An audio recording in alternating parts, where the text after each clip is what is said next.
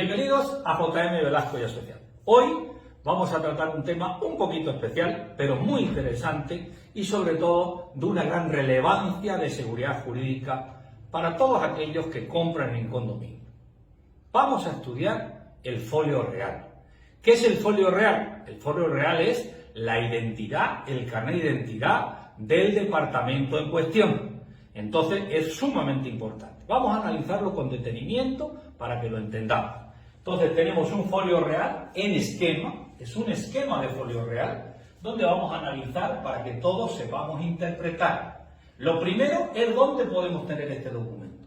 Este documento es un certificado que se da en el registro de derechos reales a todos aquellos interesados en el inmueble que es registrado como tal. Por tanto, si vamos a ser un comprador, podemos comprar o al constructor desarrollador inmobiliario o podemos comprar a otro copropietario. En cualquiera de los dos casos va a ser aplicable lo que hoy vamos a contar. Entonces vamos a ver. En primer lugar, el folio real consta de algunos datos sustantivos. El primer dato sería el número de matrícula. En el mismo lenguaje que hemos dicho antes, este número de matrícula que es el carnet de identidad del departamento. Y este número tiene unos dígitos. Esos dígitos son departamento, provincia, cantón y municipio. Eso, digamos que sería una cuestión de identidad. En segundo lugar, tiene algo muy importante, sumamente importante en la propiedad horizontal, que es la calificación urbanística del edificio donde el desarrollador construyó nuestro departamento. Esa calificación urbanística viene determinada por unidad vecinal, manzano y lote. ¿Y por qué es importante? Porque luego ahí se va a definir el destino o el uso. Es decir, si yo voy a comprar un departamento y resulta que el destino del edificio es de oficinas, lógicamente yo ya tengo que saber que no es departamento, oficina, independientemente de lo que el comercial, el vendedor me diga, porque es otra cuestión también que tenemos que tener en cuenta. El que va a comprar va a tener que destinar esa compra, ese inmueble, justamente a lo que prevé la ley que puede hacer. Esto es una distribución que las alcaldías hacen básicamente con los códigos de urbanismo y obra, que es la clasificación por zonas de los usos correspondientes. Tenemos uso habitacional, terciario, en fin, hoy nos toca hablar de eso, pero este sería el tema. A renglón seguido tenemos la superficie, importantísima la superficie. Lo que vamos a tener ahí es la superficie de metros exclusivos, nada de metros comunes. El porcentaje de los metros comunes, las áreas, etcétera, va a ser con una cuestión tributaria que no se refleja aquí, eso se refleja en el catastro. Pero hoy no vamos a hablar de eso, hablaremos otro día. Entonces, la superficie son los metros exclusivos ¿de qué? De mi departamento, de mi oficina, de mi unidad exclusiva que yo voy a comprar, que es la que tiene ese folio real. A renglón seguido tenemos las colindancias, los límites, en el bien entendido que por un vicio administrativo no se están poniendo límites en la propiedad horizontal. Sin embargo, sí deberían ser. O sea, eso no es ningún tipo de problema. Abajito, antes de los cuerpos correspondientes, hay una cosa que se llama antecedente dominial. ¿Qué es el antecedente dominial en una propiedad horizontal? El antecedente dominial en la propiedad horizontal es la finca madre, es decir, el terreno donde se construyó el edificio, donde el desarrollador construyó el edificio.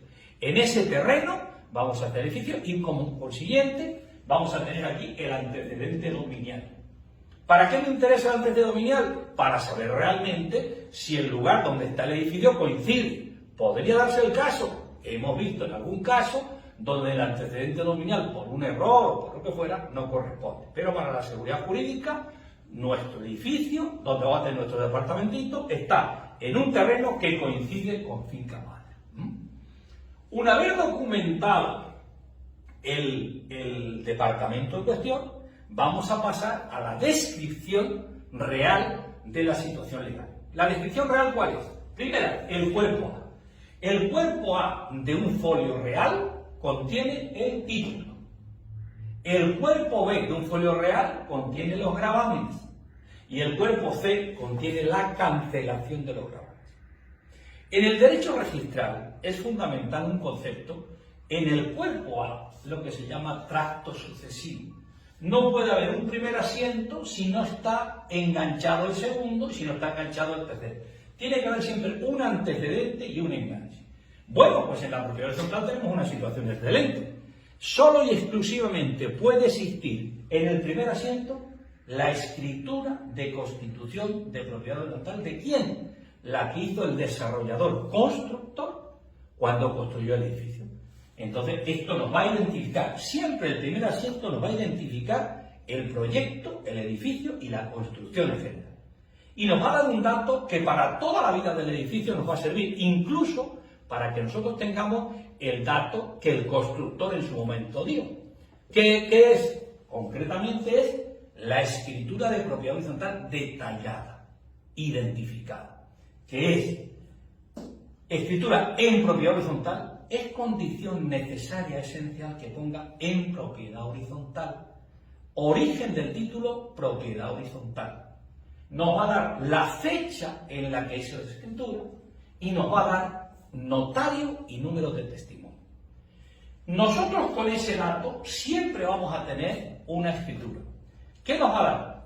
Con folio real, carnet de identidad, podemos ir al notario y tiene obligación de darnos una copia legalizada de la escritura que hizo el desarrollador en su día. ¿Para qué? Para que conozcamos las planillas, conozcamos los reglamentos, todo aquello que compone la escritura de propiedad horizontal.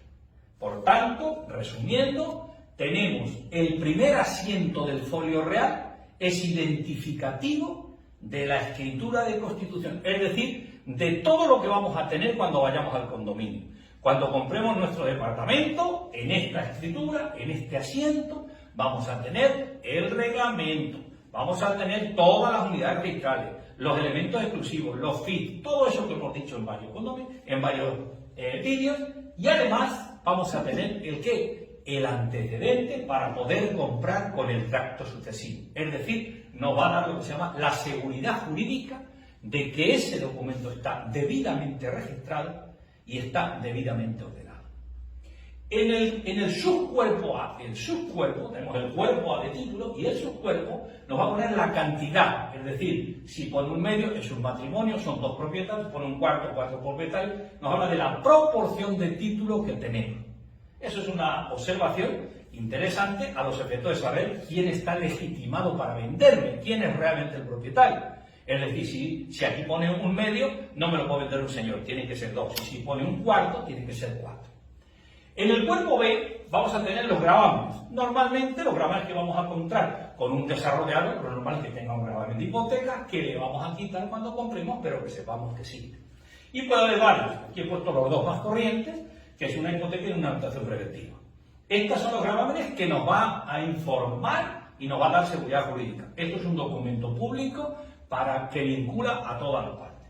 Y finalmente, en el cuerpo C de cancelación, nos va a decir, de estos gravámenes que hubo en su día, ¿queda alguno o no queda? Y puede ser que quede uno, no quede ninguno, o incluso, aquí ya no hay orden de trato, no hay tracto sucesivo, sino que hay, el asiento puede cancelar cualquiera de los anteriores, sin necesidad del orden. Fíjense que eso es importante, porque incluso se nos han dado abundantes errores de que creemos que está cancelada la hipoteca y no, aquí es el asiento 2, canceló la anotación preventiva. Como resumen, rápido para que lo entendamos, este folio real es, primero, el carnet de identidad de nuestro departamento, segundo, nos va a decir qué uso podemos hacer para que no vayamos a comprar una oficina y sea un departamento o al revés, nos va a decir cuáles son los metros exclusivos, es decir, me vendieron 50 metros y realmente hay 50 en el título. El antecedente dominial, es decir, el edificio está situado donde estaba su terreno. No es que era un terreno en un sitio de edificio, no, eso que llaman sobreposición, esto para evitar. El cuerpo A es el título, el cuerpo B los gravámenes y el cuerpo C cancelación. Ojo, el título siempre va a llevar el primer asiento de constitución de propiedad horizontal hecha por el desarrollador.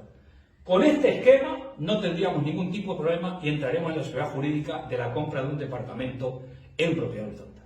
Desde JM Velasco y Asociados, les invitamos a que en nuestras redes sociales nos sigan y cualquier duda o cuestión que tengan, estamos a su disposición. Gracias.